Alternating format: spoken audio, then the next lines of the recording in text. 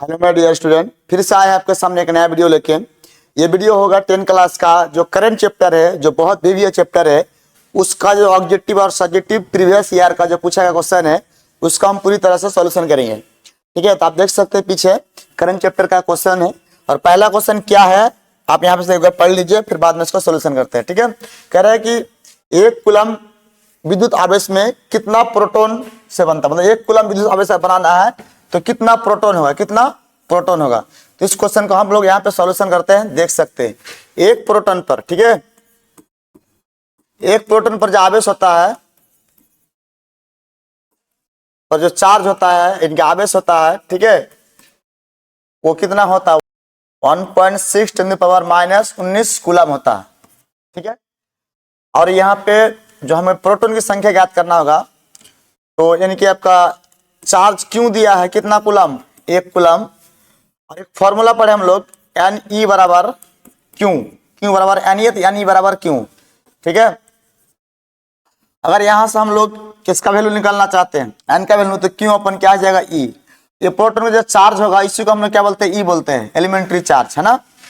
अब यहाँ पे क्यू का वैल्यू जैसे हम लोग पुट करते हैं 1/, कितना आएगा 1.6 × -19। ठीक है, उसको ऊपर लेके जाते हैं अगर हम लोग तो कितना आ जाएगा, या नीचे है ऊपर जाएगा तो पावर प्लस में हो जाएगा। ठीक है, इसका पॉइंट उड़ाएंगे नीचे कितना आएगा 100 आएगा।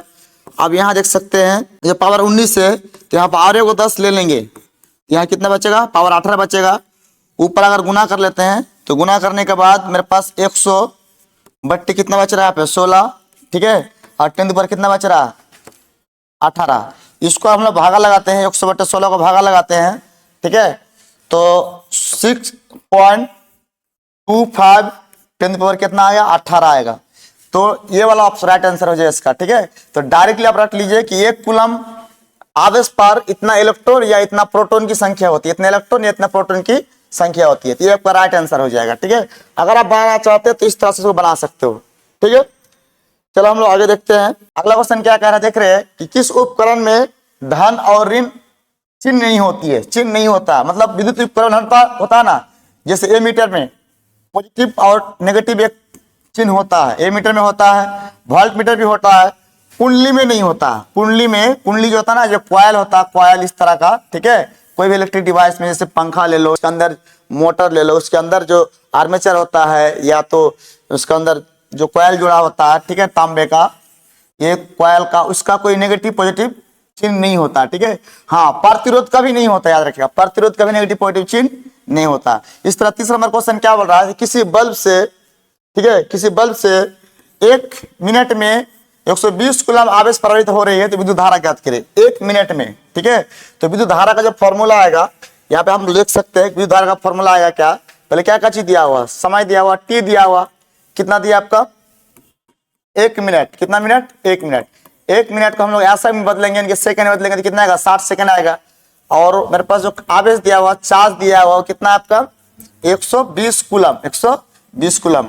अच्छा, विद्युत धारा का जो फॉर्मूला होता है Q/T होता है, क्या होता है Q/T, है ना। तो Q/T की बात करें अगर, तो यहाँ पे Q का वैल्यू कितना आ गया 120 और समय कितना हो गया 60 सेकेंड, एक कटा देता है अगर तो कितना आ रहा 2 एम्पियर की विद्युत धारा आ रहा। थोड़ा सा हम लोग सॉल्व कर लेते हैं ताकि, है ना, घुमा दे क्वेश्चन तो फिर समझ में आ जाए। यहाँ पे 120 के जहाँ पे क्या कर दे, है ना, 160 कर दे, हो सके यहाँ पे 260 कर दे, हो सके यहाँ पे 360 कर दे। तो इस तरह से इसको सॉल्व करने से आसानी से बना सकते हैं। ठीक है, तो चलिए यहाँ तक नोट कीजिए, फिर हम अगला देख रहे हैं। ठीक है, 4 नंबर क्वेश्चन क्या कह रहा है कि बैटरी से किस प्रकार की धारा प्राप्त होता है। देखिए, ट्रांसफार्मर से और एसी जनरेटर से अल्टरनेटिव करंट, इनके एसी धारा मिलता है, और बैटरी से, सोलर से, ये सब जब मिलता है ना, हमें डायरेक्ट करंट मिलता है, डीसी धारा मिलता है। क्या मिलता है, डीसी धारा मिलता है। ठीक है, जब हमने आपको पढ़ाया था तभी ये सारी चीज बता दिए थे। ठीक, अगला 5 नंबर क्वेश्चन क्या रहा है कि आमीटर, ओमीटर विद्युत परिपथ में किस क्रम में जोड़ा जाता है। देखिए, याद रखिएगा, ए मीटर को श्रेणी क्रम में जोड़ते हैं धारा को मापने के लिए, और वोल्ट मीटर को समांतर क्रम में जोड़ते हैं। वोल्ट मीटर बारे में बोला नहीं है, अगर वोल्ट मीटर के बारे में पूछा तो वोल्ट मीटर को किस क्रम में जोड़ते हैं, श्रेणी क्रम में। इस तरह कोई अगर इलेक्ट्रिक सर्किट अगर है ना, ठीक है, तो यहाँ पे जोड़ना पड़ेगा हमें ए मीटर इसको मापने के लिए। ठीक है, धारा को मापने के लिए। लेकिन अगर वोल्ट मीटर, इसका वोल्ट कितना है मापने के लिए अगर हम लोग ये करेंगे तो इसको समांतर क्रम में जोड़ेंगे। इसका समांतर क्रम इस तरह से वोल्टमीटर लेते हैं, जोड़ते हैं। हम ओम्स लॉ पढ़ाए थे तो उस चित्र में पूरी तरह से इसको बता दिए थे, ठीक। तो ये मीटर किस क्रम में जोड़ते हैं हम लोग, ए मीटर को, है ना, श्रेणी क्रम में, वोल्ट मीटर को समांतर क्रम में, ठीक है। चलिए आता नोट करते हैं, फिर आगे हम लोग इसको समझते हैं। चलिए 6 नंबर देख सकते हैं, विद्युत धारा का यासी मात्रक। विद्युत धारा का यासी मात्रक क्या होता है, एम्पियर होता है। विद्युत धारा का यासी मात्रक एम्पियर होता है। जैसे कि आई बराबर क्या पड़ा अभी, क्यू बट्टे टी, है ना, क्यू बट्टे टी। तो ऊपर में चार्ज का यासी मात्रक क्या आ जाएगा, कूलम, और नीचे कूलम पर सेकंड या कूलम पर सेकंड या कूलम पर सेकंड, या उसको हम लोग क्या बोलते हैं, है ना, एम्पियर। विद्युत धारा कैसे मतलब एम्पियर या कूलम पर सेकंड। तो इसका राइट आंसर क्या, डी नंबर एम्पियर हो जाएगा। 7 नंबर, आमीटर से निम्नलिखित में से किसे मापा जाता है। याद रखिएगा, ए मीटर से विद्युत धारा को मापते हैं और वोल्ट मीटर से विभवांतर को मापते हैं, ठीक है। तो ए मीटर से विद्युत धारा के धारा को मापते हैं, ठीक है। सूक्ष्म सेल में ऋण इलेक्ट्रोड बना होता है। जो बैटरी होता है, जैसे हमारा घड़ी में लगा रहता होगा या तो फिर टॉर्च में पहले गोल गोल बैटरी मिल जाता है, तो उसका जो एक ऋण होता है ना, ऋण इलेक्ट्रोड, मतलब अंदर में एक कॉइल होगा काला करके, ठीक है। वो किस चीज का बना होता है, वो जो ना, या तो ग्रेफाइट का बना होगा या तो आपका किसका बना होगा, कार्बन का, ग्रेफाइट का या तो कार्बन का। यहाँ पे ग्रेफाइट अगर है तो ग्रेफाइट में मारेंगे, कार्बन है तो कार्बन, दोनों एक साथ में देगा नहीं। तो ये जो बना रहता है किसका, कार्बन का बना होता है, ठीक है। ग्रेफाइट जो पेंसिल होता है ना, पेंसिल, ठीक है, जो बच्चा लिखते हैं तो उस पेंसिल के अंदर में जो काले काले चीज होता है वो भी क्या, वो भी ग्रेफाइट है ना, वो विद्युत का सुचालक होता है। तो कार्बन या क्या होता है, ग्रेफाइट का बना होता है, ठीक है।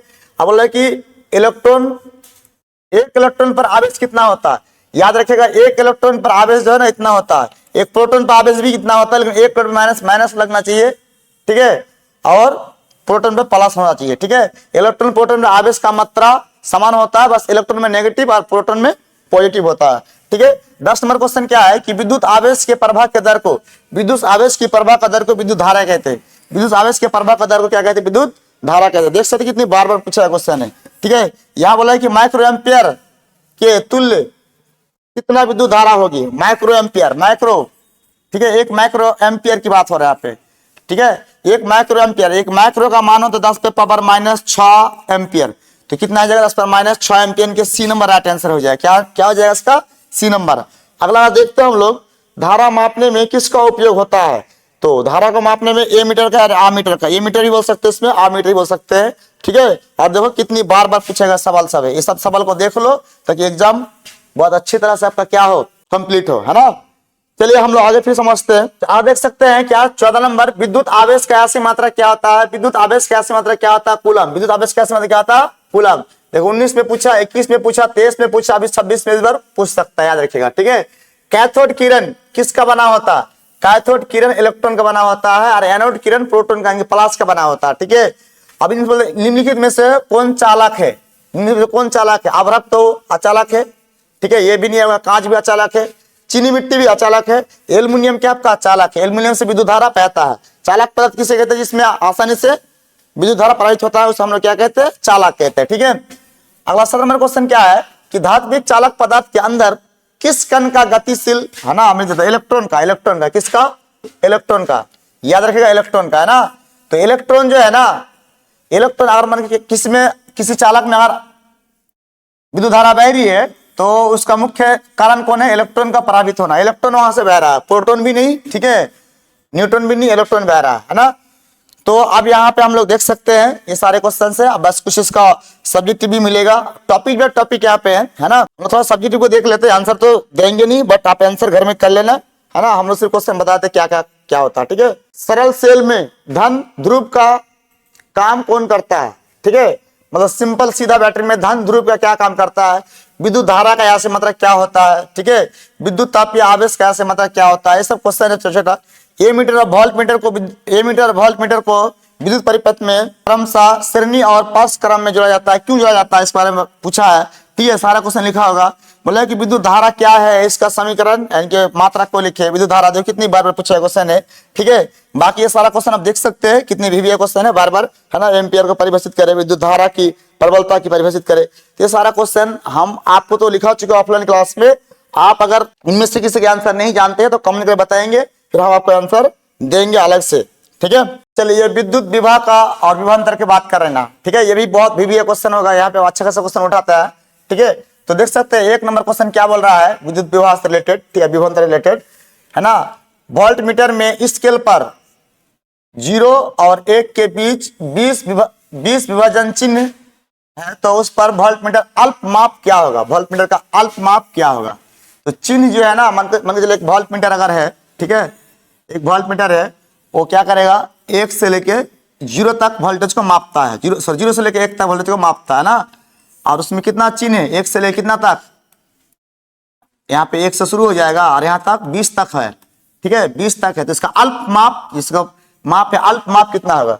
तो बस इसका जो वोल्ट है ना, विभव का जो अंतर है 0 से लेके कितना, नहीं कि मैक्सिमम कितना 1 वोल्ट, 1 वोल्ट से कितना आपका 0 और बट्टे कितना भागा बांटना, 20 भागा बांटना, यानी कि 1 बट्टे कितना आएगा 20, 1 बट्टे 20।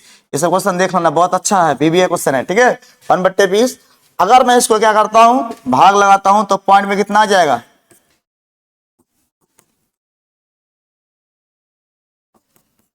0.05 वोल्ट, 0.05 वोल्ट, यानी कि इस तरह से लकीर होगा ना, इस तरह से लकीर होगा यहाँ पे, तो 0.05 वोल्ट, 0.05 वोल्ट का क्या होगा, अंतराल करके ये वोल्ट मीटर को बनाया गया होगा। इसका आंसर क्या होगा 0.05 वोल्ट, ठीक है।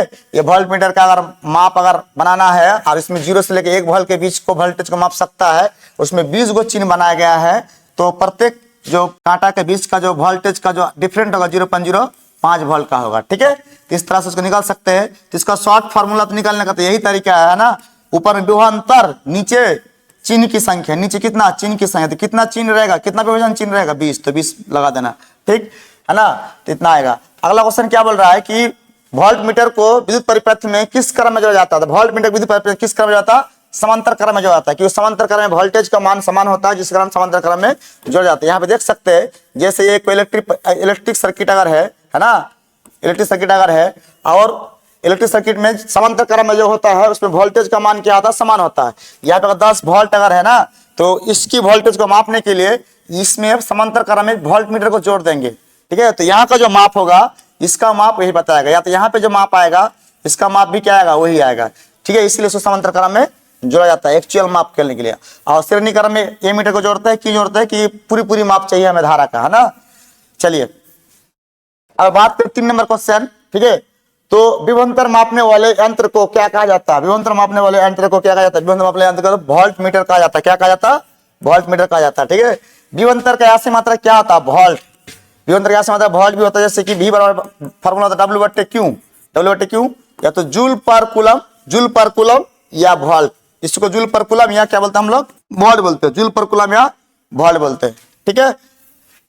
तो आप 5 नंबर क्वेश्चन क्या कह रहा है, देख सकते हैं। 12 वोल्ट विभवांतर के 2 बिंदु के बीच, है ना, 2 कूलम आवेश को ले जाने में कितना कार्य करना पड़ेगा, यानी क्या क्या दिया हुआ देख सकते हैं। थोड़ा सा बना के ये करते थे, क्वेश्चन थोड़ा घुमा भी देता बना सके। यानी कि V बराबर कितना वोल्ट हो गया आपका 12 वोल्ट, ठीक है। अच्छा, चार्ज कितना कूलम देकर रखा बोलो, है ना, 2 कूलम देकर रखा है। तो हमें क्या ज्ञात करना, W ज्ञात करना। तो हमें एक फॉर्मूला क्या पड़ा है, V बराबर W/Q। यहां से हम लोग गुना करते हैं, यहां से हम लोग गुना करते हैं तो W बराबर निकलेगा V into Q, V into क्या निकलेगा Q, है ना, V इंटू Q। तो अगर V का वैल्यू कितना आपका 12, Q का वैल्यू कितना आपका 2, तो कितना आ जाएगा गुना करने का 24 जूल। कितना जूल, 24 जूल कार्य करना पड़ेगा, 24 जूल, है ना। यानी कि आपका इसका कितना आ जाएगा 24J, 24 जूल का है जी, 24 जूल, है ना, ये वाला 24 जूल, डी नंबर इसका राइट आंसर हो जाएगा, ठीक है। इस तरह से हम आपको सॉल्व करके दे रहे हैं ताकि आपके दिमाग में ये चीज, है ना, बहुत लंबे समय तक रह जाए, ठीक है। फिर हम अगला क्वेश्चन देखते हैं। फिलहाल क्या कह रहा है कि विभवांतर का यासी मात्रा क्या होता है, तो मैंने बता दिया वोल्ट होता है, ठीक है, और 5 मिनट बना दिए। अब यहां देख सकते 6 नंबर क्वेश्चन में क्या बोल रहा है, ठीक है। निम्न में से कौन सा कथन सत्य है, कौन सा कथन सत्य है। तो हम लोग एक ओम का नियम पढ़े थे, ओम का नियम में V बराबर क्या पढ़े थे हम लोग, आयर। V बराबर क्या पढ़े थे, आयर, ठीक है। तो यहाँ पे जूल से रिलेटेड है, ये से रिलेटेड नहीं है। तो हम लोग और एक फॉर्मूला पढ़े V बराबर जस्ट अभी हम लोग प्रयोग किए, है ना। V बराबर क्या पढ़े, W/Q। अगर मैं यहां से गुना करूं तो क्या आ जाएगा, इसके कुछ दवान है, क्रॉस गुना करो तो W बराबर V इंटू Q आ जाएगा, V इंटू Q, ठीक है। तो जो W जो है, W के यासी मात्रा W क्या जूल हो जाएगा, W का मतलब क्या है आपका जूल, है ना। इसका हो जाएगा वोल्ट, और इसका क्या आ जाएगा कूलम।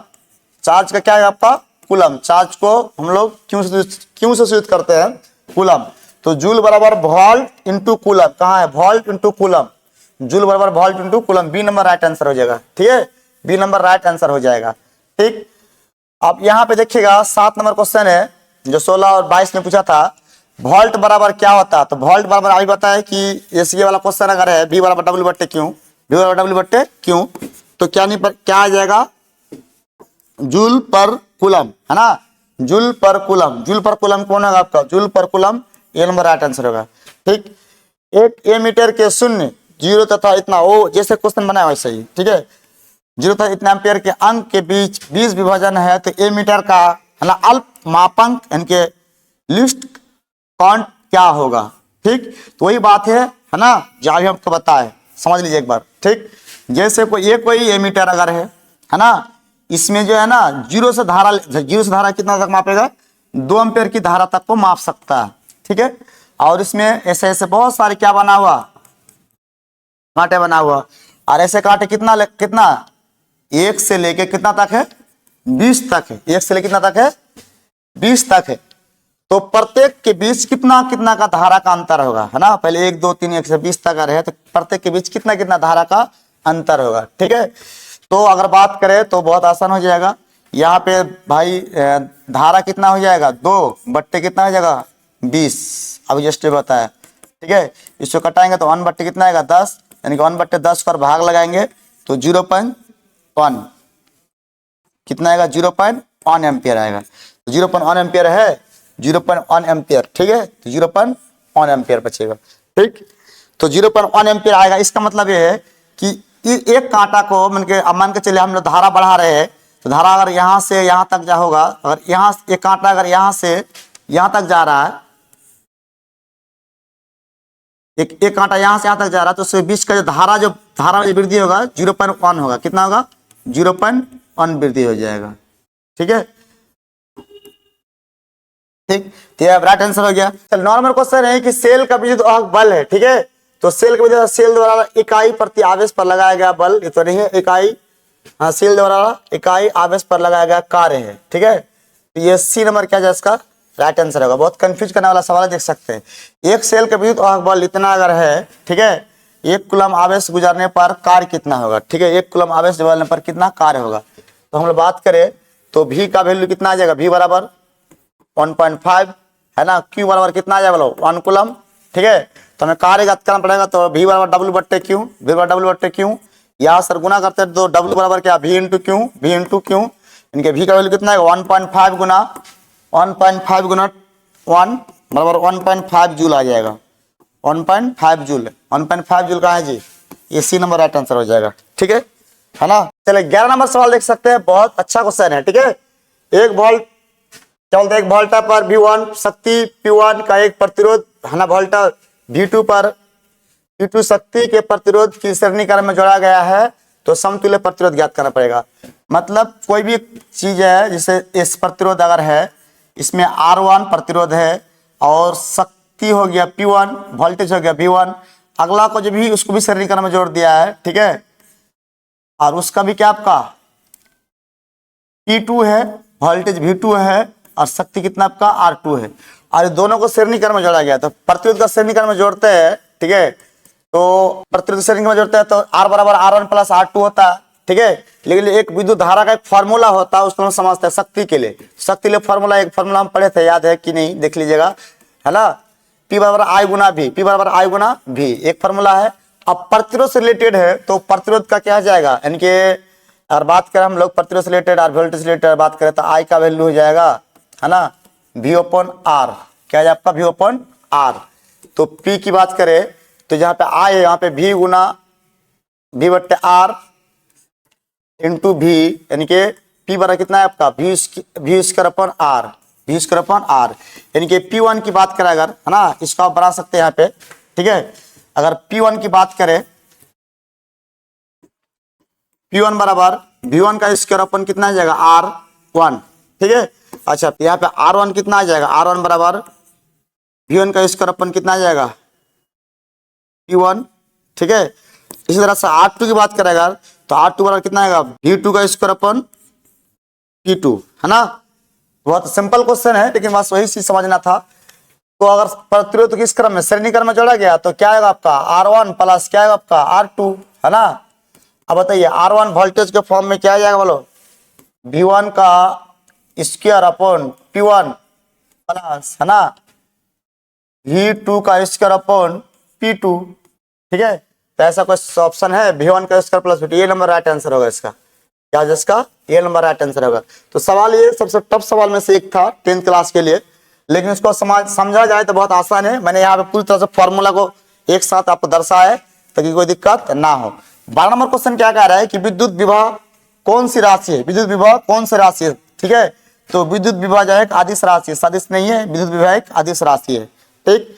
चलो यहाँ तक नोट करते हैं, है ना, फिर हम लोग समझते हैं आगे वाला टॉपिक को। चलिए यहाँ पे देख सकते हो कि ऑब्जेक्टिव है ना, किसी चालक के छोरों के बीच का विभवांतर भी है, आर प्रतिरोध है, तो धारा के बीच का संबंध एक फॉर्मूला हम लोग पढ़े हैं V बराबर आई आर, ओम्स का नियम से V बराबर आई आर। तो यहाँ से अगर हम लोग आई निकालते हैं तो आई बराबर कितना निकल के आ गया, है ना, आई बराबर V बट्टे आर, V बट्टे आर, तो आई बराबर V बट्टे आर, ठीक है। ये एक फॉर्मूला हो सकता है। यहाँ से आर निकालते हैं तो आर बराबर कितना निकलेगा V बट्टे आई, है ना, तो आर बराबर V बट्टे आई, यानी ये सी नंबर राइट आंसर हो जाएगा, ठीक है। सी नंबर क्या है आपका राइट आंसर। इससे गुना करेंगे तो यहाँ पे गुना करने के बाद क्या निकलेगा V बराबर आई आर मिल जाएगा, ठीक है। तो 14 में पूछा क्वेश्चन है। अगला क्वेश्चन क्या बोल रहा है 2 नंबर में, एक विद्युत हीटर की कुंडली जिसमें प्रतिरोध इतना ओम है और 220 वोल्ट के स्रोत से जोड़ा जाता है, तो उसमें धारा का मान ज्ञात करना होगा। एक विद्युत हीटर है, उसका प्रतिरोध इनका आर दिया हुआ, क्या दिया हुआ आर कितना दिया आपका 55 ओम दिया हुआ, ठीक है।